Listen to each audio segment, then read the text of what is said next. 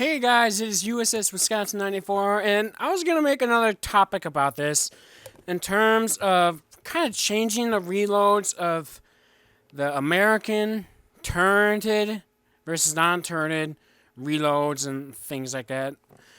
But as you can see right now, this is the picture of a T110 E3. These are the PC stats, but I changed the damage and the reloading time just because it's console, because their version isn't the same as ours, as I said before. But one thing that made me wonder a little bit is, what if Wargaming were to change the reload for basically something like the T30 and the T95? As you can see, the T30 has 21-second reload, 2.9 aiming time, 0.37 accuracy, and things like that, while the T95 has an 18.3 second reload, 2.5 aiming time, and a 0.38 dispersion. My question of Wargaming, is there any way that we could change this like they did with the E4 and the E3? On the console version, as I'll show you right here, are the stats of the T110 E3.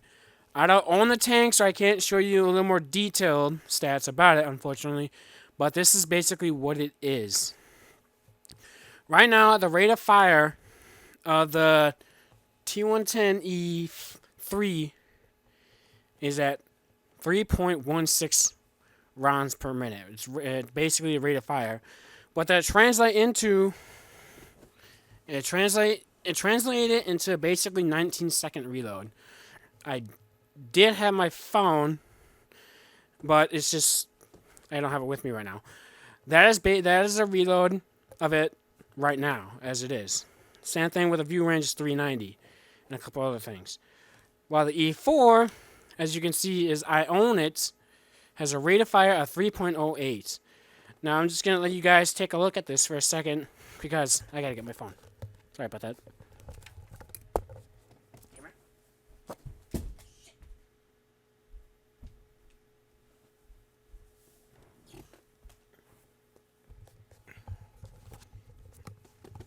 Okay, let's try this again.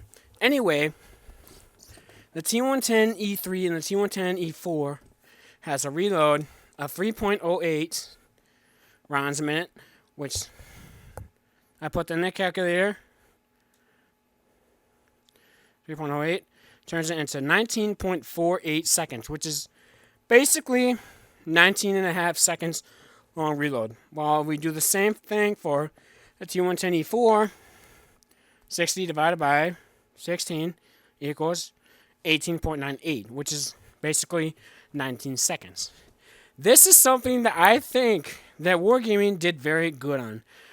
Yes, I do think they should both get the Alpha Nurse. I know people are going to absolutely go nuts about this, but it's just something that I think that Wargaming should do either way. As we look right here, as you can see with my wonderful paint editor skills, they both have 850 alpha.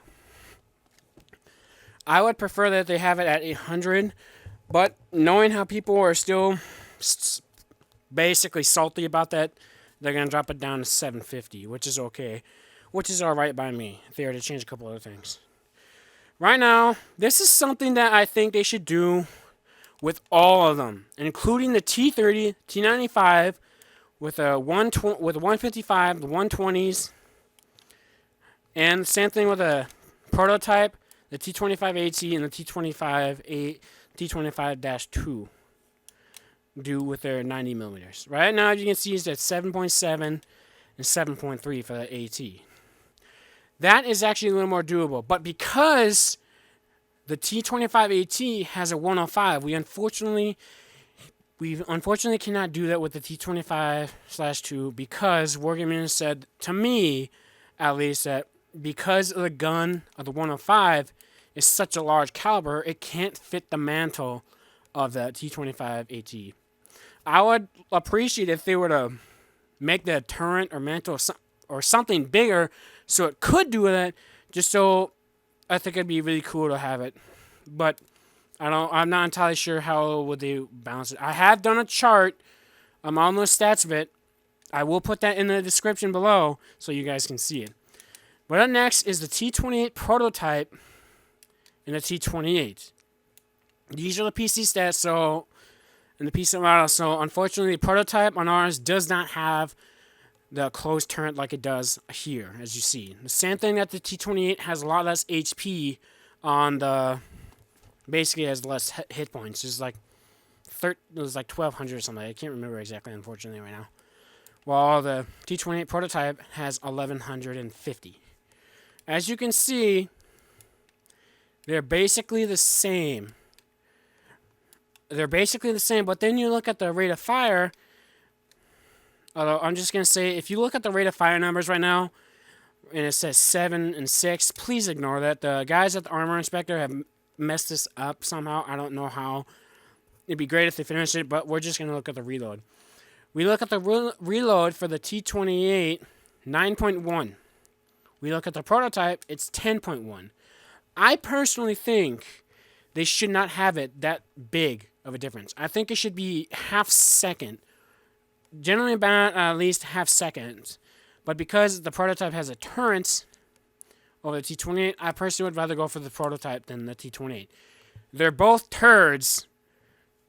Polished turret is still a turd. Okay, they're both terrible tanks, but there's still would choose a turret. I would still choose the prototype over the T28. Great English. But that's just me. Then we look at the T95 and the T30. You can see right here, look at the difference. 21 seconds to 18.3. This is insane. Yes, the T95 is incredibly stupid slow, but it's one thing I think they should have the E3 just as slow. Drop it down by 4 kilometers. So basically it's 8 backwards, 20 forwards, and the whole traverse is also at 20 as well. But that's just me. As you can see, everybody knows that the T95 has some of the most insane armor at Tier 9. You can basically shoot it even with the 155 of the T30, and it's still going to have some major problems with it, unfortunately. But that's just how it is, unfortunately. So I look at it right now on Armor Inspector, at least for the PC version, unfortunately, and we will see if I change it. I'll bring out the armor for the T95, and you can see, I can see, but you guys can't, unfortunately, is that if I have it at AP, you can hit the lower plate, the little brown spot right on the bottom, right under the gun for the lower plate. You can actually pin that with the T30s, 155. With the 128, on the other hand, it changes it down to about close to about 70%, while the 155 has basically 95. But you also think about is, why is the reload so much different than the T30? Yes, it has a turret. That is great. It's automatically considered it to be better than the T95 because of that reason. But that still doesn't make up the fact that it should not be able to have that fast of a reload. I personally think they should change that down to either the T30 has an 18.8 second reload, while the T30 has its SAM at 18.3. Or they could basically have the T95 reload at 20 seconds, 20.5 seconds, to make it a little more understandable. But that is just me, however. Now we're gonna get on to the E3 and the E4. The E4 is a tank that I own. I love it. I won't sell it. I'm a little curious about what they're gonna do with some things later to them both. Overall, I would consider the E4 as to be much more flexible than the E3. The E3 is basically just a faster, better armored, or somewhat faster and better armored T95 with bigger alpha. But the armor on this thing is incredibly stupid as hell. I don't know why Wargaming thought to give the mantle of the E3 like 290 or something like that. I'll look on here, and it says it'll be around 290ish or something like that. No, wrong. It's actually 275. Either way, that is just ridiculous. That makes no sense. Only thing that could ever do some kind of damage is basically the E4 with APCR, an Object 268 heat round, which the effective armor of it goes up to 360 millimeters of effective armor. If you look on the right side underneath some of the optics on it, the tank, on the right side of the mantle, if you use heat or APCR, you might have a chance, but it's still not a very good chance. Same reason with the upper and lower part of the commander's hatch. It makes no sense for that to be so heavily armored that not even a heat round can go through it effectively. While the only tank that could effectively go through the armor with some kind of reliability is the Jaegerus, the Jagdpanzer E100's heat round, which is at 420 millimeters a pin. I'm looking at it right now, and it basically goes up to 400 millimeters on the upper plate of the commander's hatch. While I look at the E4s, and it basically drops like a rock. I'll get the Jaeger's AP round of 299 millimeters a pin, and it'll go clean through it at 225 millimeters a pin on the upper and 190 at the lower. Now, this is a tier 10 TD, which is understandable.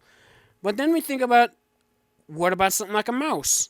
Or an E100 with a 128 or 150 millimeter gun. I load an APCR for the 128 L55 that either the mouse or the E100 gets. APCR of a 311 millimeters a pin, and it'll still go through it like butter. It still has an effective around 200 millimeters of armor. I personally would like, for wargaming, to buff the E4. Now wait a minute before you start getting on a hissy fit about that. I still think they should lower the alpha to 750. Before you freak out about that, and I also agree with Ando or Tyra Genocide, one of the other YouTubers on here, I agree with him that they should also lower the pen for tier 10 TDs as well.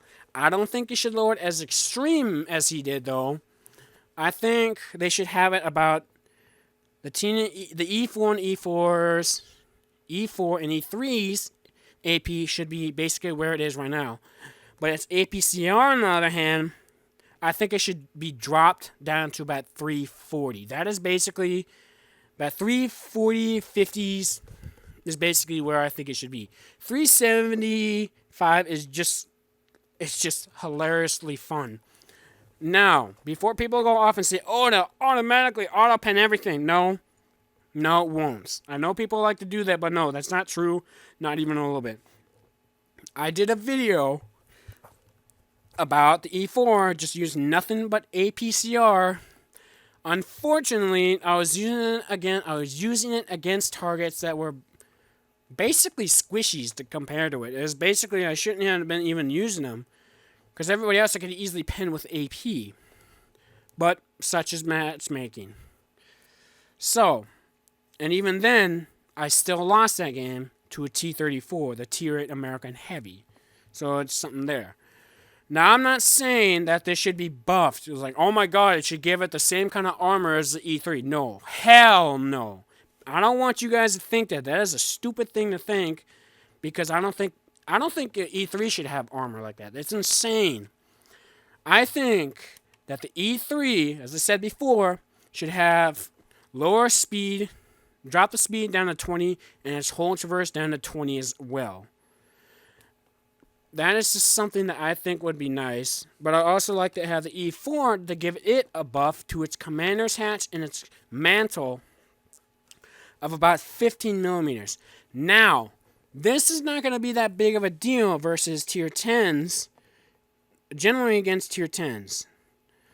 But going against tier 8s, however, that's going to be a little bit of a problem. But then again, that's how it should be. The tier 8 should not be able to do that easily. Now look on here, and the mantle for the E4 is 254 millimeters thick. An E5 AP round can go through that. I personally would appreciate it if they were to buff it up to about 270. But that's just me, though. I do think they should have some other changes to other tanks, but that is for another time. Right now, this is basically focused more on the American Tyranid versus the non-Tyranid line. But that is basically just something that I wonder about myself. As you can see right here from the stats, that each tank has different stats and basically just different stats and different playstyles. I do think the 155s on the T110E4 and the T110E3 should be nerfed to 750. I would prefer it to be 800, but I think it should also lower RNG as well. But Wargaming is not going to do that, so we can't do anything about that. But other than that, that is basically what I would prefer they do to the American TDEs in terms of the reload and some other things. That is just my opinion, though. Either way, I hope you guys enjoyed this video. Leave your comments down in the comment section below. And please, try to be nice. Because I expect this to I expect this to have some people get their panties in a knot pretty badly. Either way, it's all up to you guys. This is USS Wisconsin 94. I'll see you guys next time.